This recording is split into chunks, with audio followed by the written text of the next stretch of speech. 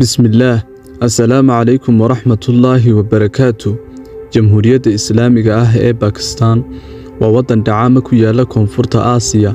waa dalka shanaad ee ugu dadka badan dunida, waxa ku nool ku dhawaad 242 milyan oo qof, waana dalka labaad ee ugu dadka badan dhanka muslimiinta marka loo dayo. bedkeeda waxa lagu qiyaasaa 881,913 kiiloomitir laba jibaaran.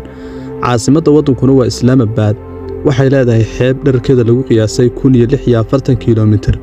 magaalada ugu weyn ee dalka Pakistan waxa lagu magacaabaa Karachi. haddaba muuqaalkan haddii eebbe idmo waxaan kugula wadaagayaa qaabka diinta Islaamku ay ku gaadho wadankaasi muslimka ah. magacaygu waa Khadar Maxamed Ibraahim.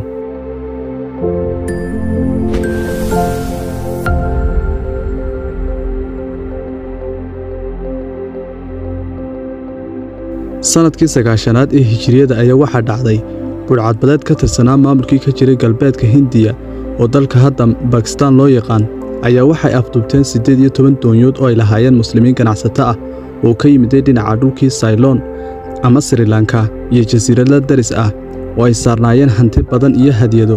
waxa kale oo saarnaa dad haween u badan oo muslimiin ah oo ahaa gabdho aabayaashood ganacsato ahaayeen oo dhul shisheeye degan oo markii ay dhinteen soo laabtay oo doonayay inay dalweynaha muslimiinta u soo laabtaan.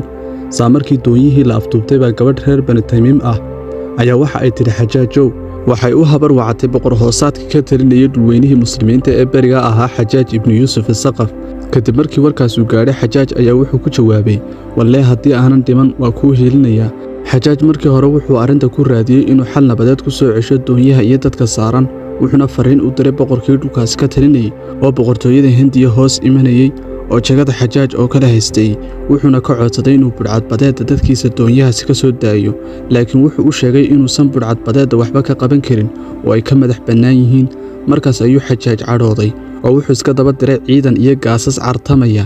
gaaskii u horreeyay wuxuu abaanduulo uga dhigay Cabdullaahi bin Nahbaan. dagaal khadhaadh kadibna waa la dilay oo uu shahiiday. markaasuu haddana xilkii u dhiibay sargaal kale oo la odhan jiray Badiil bin Tahfaan oo reer Bajiila ahaa, isaguna guul isaga oo gaadhin ayuu shahiiday. markaasuu Xajaaj ku dhaartay inuu dalkaasi furto wax kasta ha ugu kacdee oo diinta Islaamku afartiisa gees ku faafto. wuxuuna ka codsaday hogaankii sare ee muslimiinta oo waagaasi ahaa Waliid bin Cabdilmalik oo isaguna mar walba garab taagnaa ciddii diinta Islaamka meel fog sii gaarsiinaysa oo awoodda muslimiinta kor u qaadaysa, inuu u fasaxo inuu dhulkaas ku saaro gaasas diigaanyo ah, isagoo u ballan qaaday dhaqaalaha xoogga leh ee howlgalkaas ku baxaya inuu mid wax badan ku labalaabma uu dhulkaas ka soo balalaysan doono oo khasnada dawladda uu ku soo celin doono. markaas baa fasax loo siiyey. kadib ayuu howlgalkaas u doortay nin da'diisu yarayd laakiin uu ku garanayay geesinimo iyo go'aan adag oo aan dabac aqoon. waa ninkii la odhan jiray Maxamed bin Qaasim ee reer Bani Thaqiif ahaa. wuxuuna amar ku siiyey inuu dib u soo laaban ilaa uu dhulkaasi gacanta ku dhigo uu soo furto, isagoo u dhammaystiray wixii ciidanku sahay iyo hub iyo gaadiid iyo gurmad u baahnaa. Maxamed bin Qaasim oo walwaalaya ciidan 20,000 gaadhaya oo ay ka buuxaan saraakiil xul ah iyo askartii geesiyaasha ahaa ee aan soo waaban jirin iyo fardihii baxdowga ahaa ee dagaalka loo agabaray, ayaa ku duulay oo afka saaray dhulkii Hindiya. waxaana xuduudka dhulka maanta Iiraan loo yaqaano ka tallaabeen oo dhulka Hindiya loo yaqiin u gudbeen sanadii 9aad ee hijriyada. oo duulaanka Maxamed bin Qaasim wuxuu barbar socday kuwii galbeed iyo bari ka socday.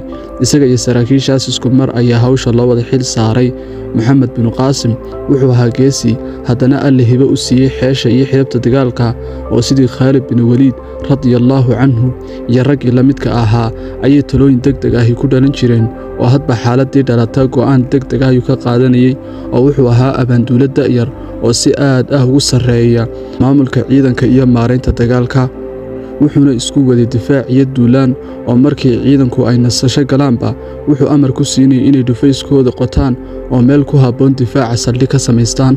wuxuu kale oo sitay qalab lagu burburiyo qalcadaha iyo dhufaysyada adag ee cadowga, waxaana ka mid ahaa madaafiicdii goobta ee waagaasi qalabkii u dhugnaa ee la odhan jiray manjaniiqa oo lagu geni jiray dhadhaabiisaankooda culus yahay guryaha iyo darbiyada magaalooyinka lagu xeerayba markii ay ku dhacaan cardaadiqaha ka dhigaya.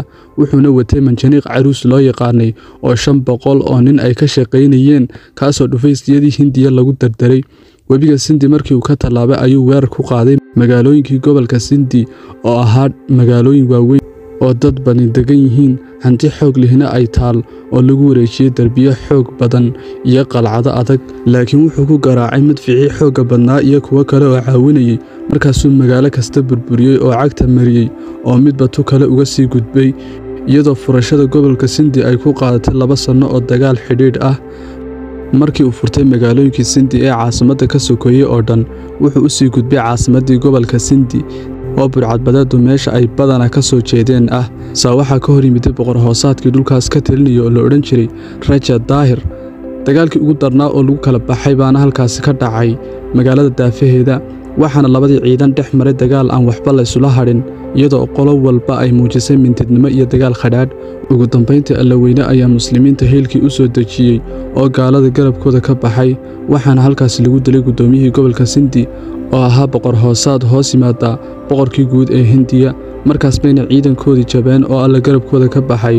oo ay firirtay noqdeen halkankii jihaadka ayuuna sii waday Maxamed bin Qaasim isaga oo markii dambe gacanta ku dhigay gobolka Punjab wuxuuna meesha u dambeysay ee gobolka Punjab oo ahayd Maltaan gaadhay sanadkii 69aad ee Hijriyada sanadkaas oo ah markii halkankii jihaadku hakaday Maxamed bin Qaasim muddadii uu dhulkaasi howlgallada ka waday wuxuu xil iska saaray inuu diinta islaamka ku faafiyo oo magaaladii uu qabsadaba intuu masaajid ka dhiso ayuu ka bilaabiyay in dadka diinta loogu yeedho oo kuwa soo islaama diinta la baro wuxuuna ahaa geesinimada kasoo hogaamiyada dhiqida yaqaan oo saraakiisha ka hooseysay ciidankaba wuxuu la dhaqmi jiray si qadarin iyo xushmad leh isaga oo garanayay in ragga badankiisu ay ahaayeen kana waaweynaayeen oo ka waaya aragsanaayeen wuxuuna ahaa nin dabeecad wanaagsan oo biyamadaadshi ah waana sababaha alla guusha ku siiyey oo asbaabtii buu la yimiday waddanka maanta Pakistan loo yaqaano isaga ayuu ahaa ninkii alla sababta uga dhigay inuu noqdo waddan muslim ah oo diinta islaamka si buuxda ugu faaftay